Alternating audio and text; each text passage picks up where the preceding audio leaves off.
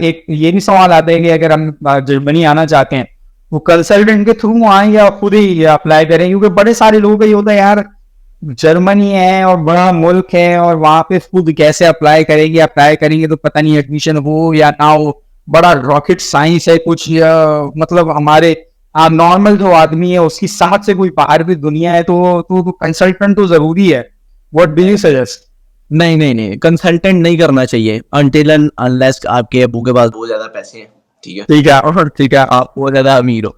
नहीं, बिल्कुल भी नहीं करना चाहिए, वो तो जॉक्स अपार्ट, आपको नहीं करना चाहिए, आपको खुद करना चाहिए, क्योंकि आपने इंटरव्यू खुद देना है, कंसल्टेंट ने नहीं देना जाके इंटरव्यू। जब तक ठीक है। आपने खुद नहीं किया होगा या उसमें इन्वॉल्व नहीं होंगे प्रोसेस में, तो आप इंटरव्यू नहीं क्लियर कर सकते। इंटरव्यू में आपको वो जगह जगह फंसाएगा, जगह जगह आप, कोई रॉकेट साइंस नहीं है अप्लाई करना, ना इंटरव्यू देना कोई रॉकेट साइंस है। लेकिन अगर आपने प्रोसेस किया होगा ना तो बहुत सिंपल चीजें हो जाती हैं आपके लिए। मेरे लिए बहुत सिंपल था, मैं डरा भी नहीं था। ऑब्वियसली मैं पहली दफा देने जा रहा था तो मुझे थोड़ा सा तो डर होता ही है, लेकिन मुझे ये पता था कि मेरी फाइल पूरी है, मेरी रिसर्च पूरी है, मेरा पूरा बैकग्राउंड स्ट्रांग है। मुझे कोई क्वेश्चन करेगा तो मैं उसका फौरन आंसर दूंगा, मुझे सब चीजें पता थी।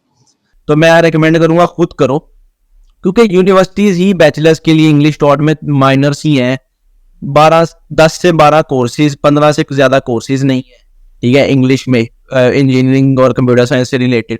तो ऑब्वियसली आप खुद करो, एक एक यूनिवर्सिटी खोल के उसका पोर्टल देख लो, कोई ज्यादा कॉम्प्लेक्स चीजें होती नहीं है। और इसके बाद फिर ये है कि जब एडमिशन आ जाए तो और कम हो जाती है, मतलब एक दो से ही आपको एडमिशन आएगा? हाँ जी, 1-2 से ही आता है। और लेकिन बैचलर्स में ये होता है कि अगर आपके 60% से ज्यादा मार्क्स है ना, तो आपके 70-80% यूनिवर्सिटी से एडमिशन आ जाते हैं। अच्छा अच्छा अच्छा। हाँ, बैचलर्स में एडमिशन लेना बहुत आसान है अगर तो आपके पास डॉक्यूमेंट्स पूरे हैं, एज कम्पेयर मास्टर में मुश्किल होता है। अगर आपने टच कोर्सेज में अप्लाई किया है तो आपका 7-8 कोर्सेज से एडमिशन आएगा ही आएगा। अच्छा, मतलब अगर आप 60% और आईएलटीएस और ये रिक्वायरमेंट्स पूरी, और अगर उसके साथ अगर आप जर्मन लगा लो लेट से, तो फिर आप सुपर डुपर हो। हाँ, इधर एक हैम्बर्ग में 1-2 यूनिवर्सिटीज हैं, वो एडिशनल डॉक्यूमेंट्स पे पॉइंट्स देती कि अगर आपने जर्मन अपलोड किया है, आपने मोटिवेशन अपलोड किया है, या आपने कोई डिप्लोमा इंटर्नशिप अपलोड किया, तो उस पर आपको 5 पॉइंट्स मिलते हैं एडमिशन पे। तो एडिट चीजें होती हैं, तो आपको खुद करना चाहिए, और मेरी रिकमेंडेशन यही रहेगी कि हमेशा खुद करो। और मैं कहूँगा एक चीज जो मेरे टाइम पे ना मुझे बहुत हेल्प करी इस चीज में, मैं कहूँ सबसे ज्यादा अगर जिस चीज ने मुझे हेल्प करी ना, वो ये चीज थी कि मैंने इन टाइम प्रिपरेशन की। बिल्कुल, मतलब अगर आप समझे नेक्स्ट ईयर अगर मैंने जाने का इरादा है तो मैंने पिछले, अच्छा उसमें रोल ये भी था कि मैं 2 साल पहले से लगा हुआ था। पहले यूएस था, उसके बाद ऑस्ट्रेलिया, उसके बाद जर्मनी। तो मुझे बड़ी सारी चीजें पता भी थी, बड़ी सारी चीजें प्रिपेयर भी थी। तो इसीलिए मैं कहता हूँ कि 6 महीने आप कह रहे हो, मैं तो कहता हूँ भाई 1 साल पहले से आप मतलब रिसर्च करना शुरू करो। कौन सी यूनिवर्सिटीज हैं, उनकी क्या रिक्वायरमेंट्स हैं, कौन सी यूनिवर्सिटी यूनिअसिस्ट के थ्रू जा रही है, कौन सी यूनिवर्सिटी डायरेक्ट जा रही है, वहां पे डॉक्यूमेंटेशन पहुंचने में कितना टाइम लगता है, वहां से रिस्पॉन्स आने में कितना टाइम लग रहा है, आपका जो यहाँ से बाय पोस्ट भेजोगे उसके चार्जेस क्या है। मतलब ये सारी चीजें होती हैं आपकी रिसर्च अगर आप पहले से करना। क्योंकि फिर ये होता है अगर आप ऑन टाइम करोगे ना, ऑन टाइम, तो आपके सर पे सबसे बड़ा प्रेशर तो ये होता है कि यार टाइम भागा जा रहा है, टाइम भागा जा रहा है ना, तो आप हबड़ तबड़ में हो गए, कुछ चीज मिस होगी, कोई चीज गलत होगी, कोई चीज। दिन में 4-4 टास्क है कि आपने सुबह पहले जाके डॉक्यूमेंट लेने जाना है, शाम एग्जैक्टली।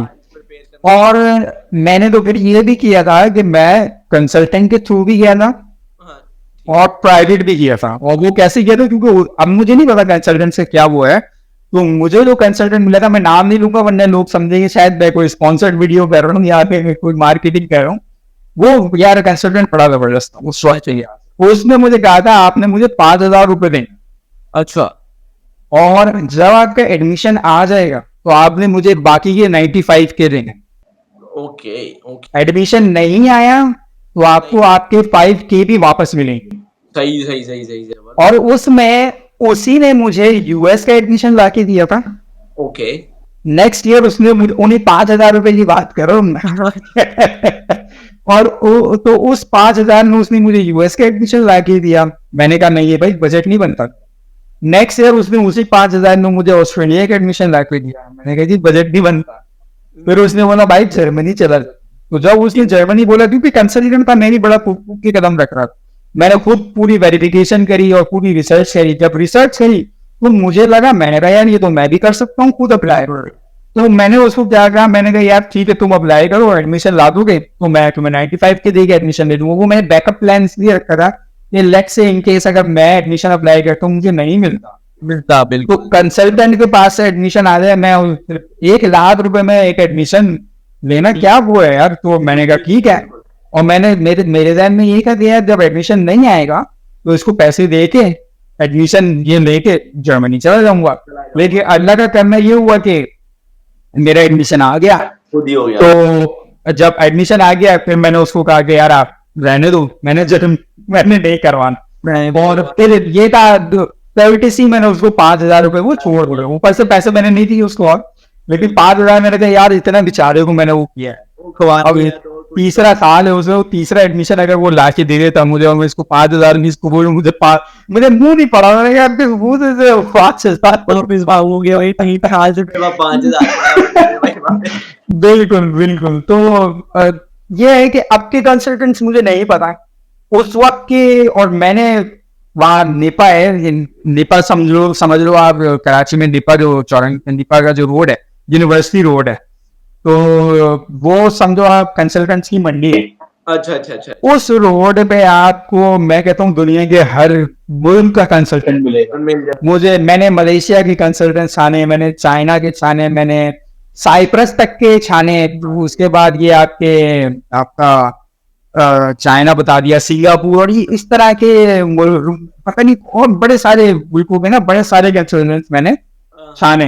तो उसमें से जो मुझे कंसल्टेंट अच्छा लगा वो शुक्र है अल्लाह की मदद हुई कि वो कंसल्टेंट मुझे बेचारा अच्छा ही टकरा गया। बिल्कुल तो अब के कंसल्टेंट्स मुझे नहीं पता, तो मैं सुनता हूँ काफी लोगों से कि यार कंसल्टेंट के पास नहीं जाना चाहिए। तो मैं अपना एक्सपीरियंस से बताऊं तो मैं तो कहता हूँ भाई जाओ लेकिन बहुत जांच पड़ताल करके और करके वेरिफिकेशन करने के बाद, और किसी को पैसे आपने एडवांस में नहीं लेने भाई नहीं।